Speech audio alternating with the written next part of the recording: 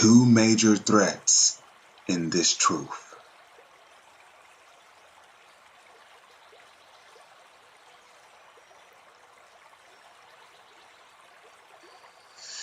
Shalom. First and foremost, giving all praises, honor, glory, respect, and blessings to Yahweh, Ba'ashem, Yahweh Shai, Ba'ashem Rachawadash. Salutations to the Lord's elect on the four corners of the earth, pushing this truth in sincerity while patiently waiting for Yahweh Shai's return. And double honors to our apostles and elders of Great Millstone, which have taught us everything we know through the spirit and power of Yahweh, Ba'ashem, Yahweh Shai. And today, I'm going to be talking about two major threats in this truth that could, ultimately lead to the Lord spewing you out of his mouth. I mean, that's if you don't repent. And the two major threats that are in this truth, that could be very poisonous to your relationship between the Most High Yahweh and Yahweh Shai. That the two major threats are in this truth. The two major threats in this truth are overconfidence and complacency. Okay, complacency. As you see over here, or complacency. So what I'm going to do is I'm going to read out both of these definitions to you and then give you some examples through the scriptures of being overconfident. Now, overconfident, before I read this definition here, the word confidence itself, con, which is short with or together, and then you have fidens, which goes back to the Latin fideli, which means faith. So the word confidence means with faith. Now, to be overconfident means that, you're being too overfaithful. Like, for an example of being overconfident is, you have this mindset that you're of the elect and that you know that you're going to be on a chariot, or that, you think that you could just do whatever you want in the truth because you think that you're of the elect, you're a man of the Lord because you're doing the things that a elect man would do. So, you're walking carelessly in this truth. Or, another example of, being overconfidence is, you kind of have like that cockiness about you. Like you're sitting on too much confidence. Like you can't be touched. And one example I would like to use is those one guys in that YouTube video. And I'm pretty sure a lot of you brothers still remember it, but the police was called on these guys, and they wanted to, step up to the authority. So what happened? Because of their overconfidence, one of them ended up being arrested. So one thing you don't want to have in this truth is overconfidence. You don't want to, have that mindset of, you know the Lord is dealing with you. You know you're of the elect. You're gonna make it, and you just got that cocky kind of pride to you.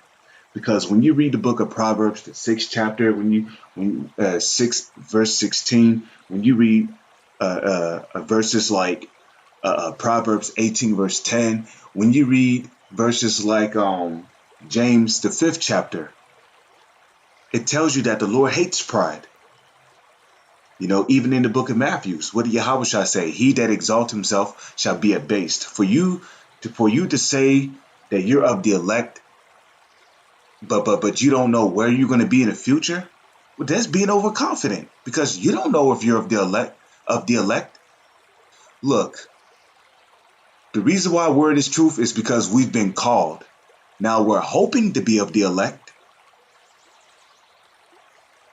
As it is written, we are prisoners of hope.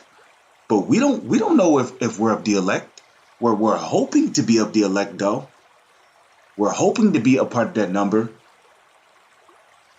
And that's the kind of spirit you always want to have.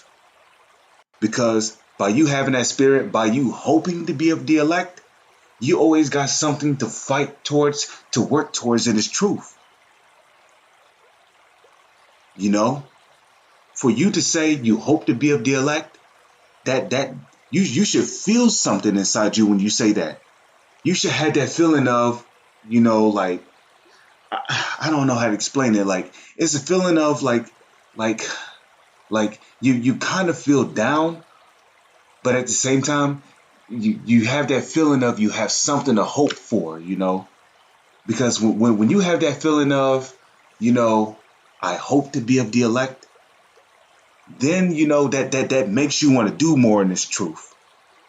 It makes you want to do video. It makes you want to continue to go out in the highways and hedges. I mean, ultimately, Yahweh Hashem Yahweh Shai has to give you he has to give you the spirit to continue in this truth.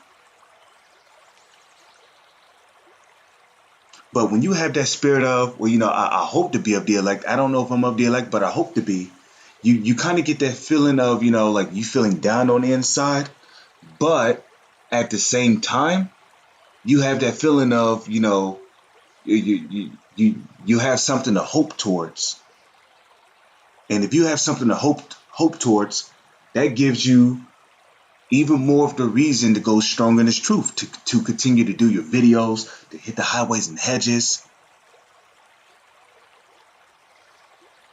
to continue to be brotherly, to continue to be humble. You see? So this is the definition of overconfidence from Google.com. And you see how she said it, right? Overconfidence. But you see? But you know what? I like how she said that, because the way she said it actually fits the word. Overconfidence. And here it says, the quality of being too confident. And being too confident can lead to laziness in this truth. Because, I mean, again, if you think you're of the elect, then, then you're going to start being proud. You might even start becoming a demon. You might start becoming a demon towards brothers. You'll start to grow this spirit of, nobody can tell me shit. I know more than you. I know this, I know that. The Lord is dealing with me. I'm going to make it on the chariot. You better pray and hope that you're of the elect. And, which there's nothing wrong with, telling brothers to hope to be of the elect. But when you have too much confidence to where you have this mindset of, you're of the elect, and you don't have to do as much as other brothers. You don't have to pay your tithes. You don't have to give charity. You don't have to do videos no more. You don't have to go on the highways and hedges, because you have this mindset of the Lord is dealing with you. So you have this mindset of you gonna be on the chariot at the end of the day, where and that kind of overconfidence can lead to your destruction. Okay, the Lord is not looking for an overconfident person. When Yahweh Shai came on the scene, he was not overconfident. He was confident. He was confident in the power of his father Yahweh, and he was confident in doing the work, and ultimately going on that cross to become the sacrificial lamb for the nation of Israel.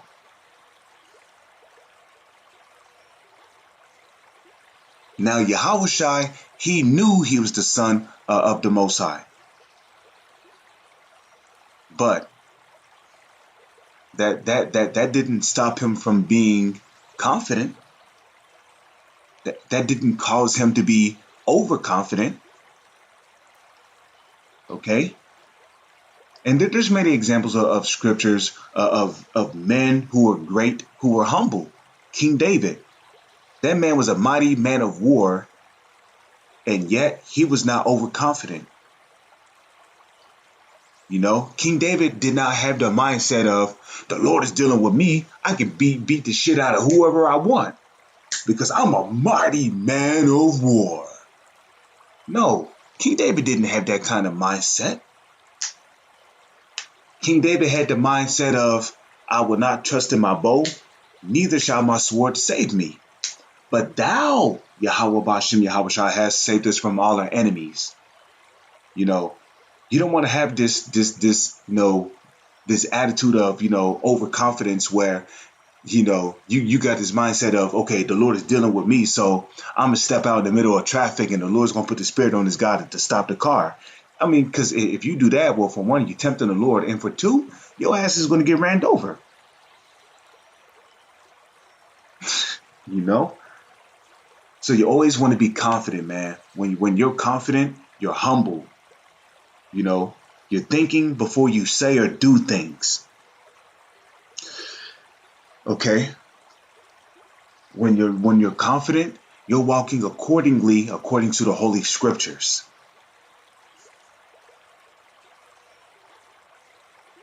Now let's move on to complacency.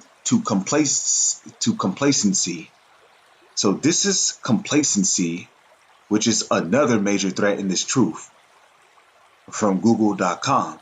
And complacency comes from being too comfortable in this truth, Like, for an example, you feel like, you've done enough videos or you might have studied enough, so you don't need to take notes no more, or you have this feeling of, I pay more tithes than anybody, so I don't have to go out for the next 2 or 3 months. Well, that's being complacent.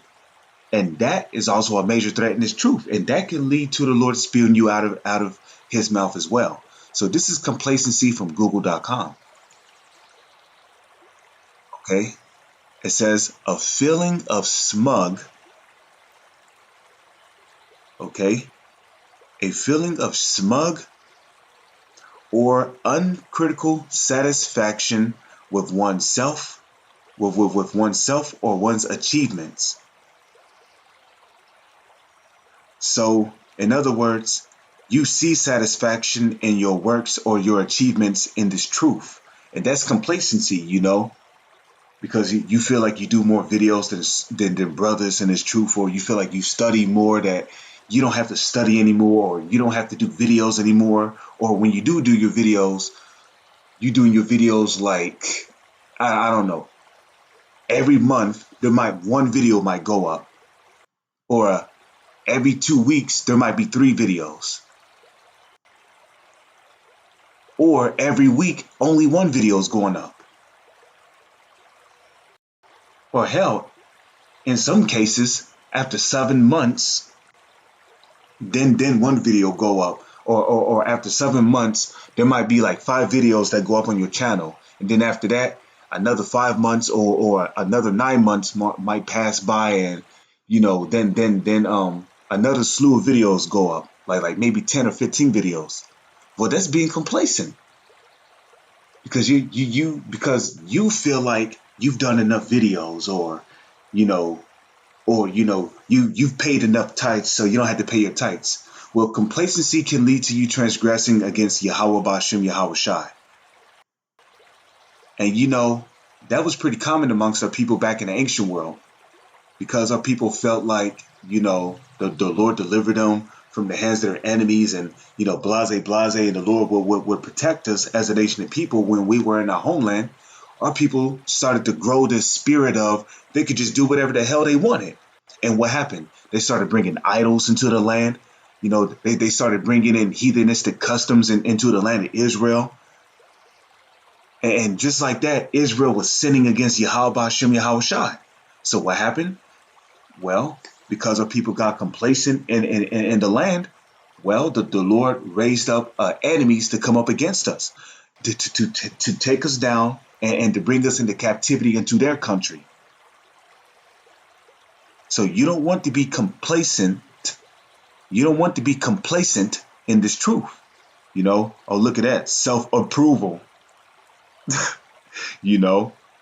Self-approval. That's a good one. Let me look this up in a matter. The spirit is on me. I'm going to look this up. Self-approval. It says approved or appreciation of oneself.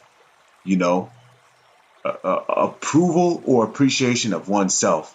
In other words, you start patting yourself on the back because of your works and your achievements in its truth. You might have done some really special video, and that video might have got a decent amount of views. So now you start feeling like you don't have to do any more videos for the next 2 or 3 weeks. Nah, man, you got to do your videos daily, like the Apostles of Millstone said. Okay, so now let's go back to complacency. Let's look up the word smug too, by the way. Smug. So smug, having or showing an excessive pride in oneself or one's achievements. Okay, and that's pretty common amongst this truth, especially amongst these false Israelite groups. They take pride in how they dress. The intro of their videos when they show their garments, blowing in the wind, looking like superheroes. They got their fists on their hips. They got their heads facing the sky as if they're some kind of hero. Well, that's an example of excessive pride in oneself or one's achievements.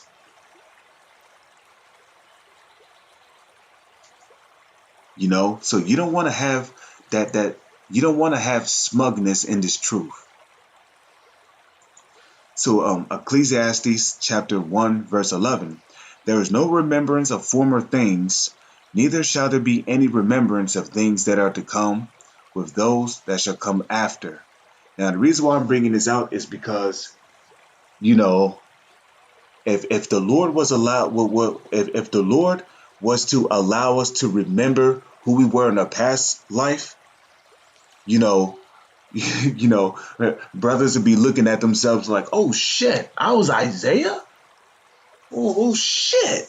I don't have to do that much in this truth. I don't have to, I don't have to go out in the winter time and teach. I don't have to, I don't have to do this or that. Because, if a brother knew he was Isaiah, well, Isaiah's of the elect. So, come on. Let's be real, man. If you knew you was of the elect, would you really be going out in the wintertime to teach? You probably be sitting at home on the coldest day, drinking hot cocoa, watching football, wearing some warm slippers. Shit, you be sitting there waiting for the day of the Lord to come. And that right there leads to overconfidence. And not only does it lead to overconfidence, it leads to complacency as well. So that's why, in a way, I'm glad that we cannot look into our past lives right now in this generation, because, there'd be too much complacency in this truth. I like the fact that we have to hope to be of the elect. I like that because it gives us something to hope towards. It gives us a reason to go harder in this truth. And I heard this saying before. I don't know which brother said it, but he said it well, man. And that saying was, the Lord loves a fighter. Who's going to put up much of a fight if they know they're already one of the most mightiest warriors that walk the planet? But if you don't know, or if there's no way for you to tell, then you could be doing everything you can to Lord's will prove that you're one of those mightiest warriors or fighters. But yeah, it's true. The Lord loves a fighter. The Lord loves it when he sees that a person is still going out in the highways and hedges in the wintertime to teach, despite how cold it is. He loves seeing it when he sees his men his prophets and his servants going out on even the hottest scorching day to teach, despite how hot it is. The Lord loves it when he sees men defending the gospel. Fighting off demons through the name of Yahweh Bashem, Yahweh Shai, constantly enduring in the truth. The Lord loves a fighter. Now, this is the book of Matthew, chapter 24, verse 34. Verily I say unto you, this generation shall not pass till all these things be fulfilled. Heaven and earth shall pass away, but my words shall not pass away. But of that day and hour knoweth no man, no, not the angels of heaven, but my Father only. And there's a reason why the Heavenly Father has hid the day of the Lord from us, especially from niggas in the world. Because come on, man.